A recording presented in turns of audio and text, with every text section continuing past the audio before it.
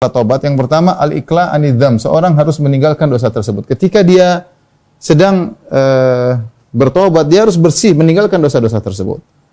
Nanti akan membedakan dengan istighfar, beda. Istighfar terkadang seorang masih melakukan dosa yang dia mohon diampuni.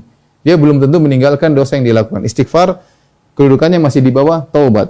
Istighfar yang sempurna itulah taubat. Nanti akan menjelaskan perbedaan antara istighfar dengan taubat. Tapi kalau mau taubat maka harus al-iqla' anidzam. Dosa-dosa harus ditinggalkan. Yang kedua, menyesal.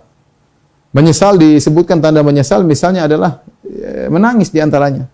An-nadamu taubah, seorang kalau menyesal yang dia lakukan dan benar-benar air matanya keluar dari hatinya, maka dia diterima taubatnya. Karena menyesal kata Nabi, an-nadamu taubah. Hadis Ibnu Mas'ud kalau tidak salah, hadis yang disahihkan oleh Syekh Albani rahimahullahu taala, bahwasanya menyesali perbuatan dosa adalah taubat. Diterima oleh Allah Subhanahu wa taala. Kemudian yang ketiga, al-azmu ala adamil auda abadan. Bertekad untuk tidak kembali selama-lamanya. Ya, bertekad untuk tidak kembali selama-lamanya. Kapan seorang bermaksiat kemudian dia bertekad untuk kembali?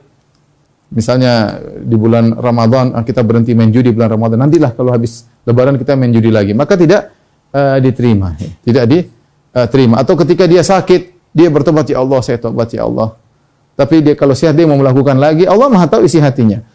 Harus syaratnya bertobat untuk tidak kembali selama-lamanya, bertekad untuk tidak kembali selama-lamanya. Urusan belakangan kalau ternyata dia kembali lagi itu urusan lain. Tapi ketika dia sedang bertobat, dia harus bertekad bahwasanya tidak akan kembali lagi, ya. Itu baru tobatnya diterima. Adapun seorang yang berhenti tapi dia bertekad untuk kembali bulan depan atau tahun depan dia mau melakukan lagi, maka Allah Maha tahu dan tidak akan diterima tobatnya.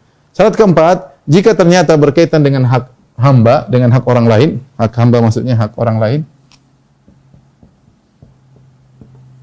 kata Imam Nawawi, maka ada hak yang keempat ditambah, membersihkan diri dari hak orang lain tersebut. Jika hak berkaitan dengan harta maka dikembalikan. Jika hak berkaitan dengan harta maka dikembalikan, ya. Tentu ada tambahan juga jika hak berkaitan dengan darah misalnya, ya. Qisas, ya.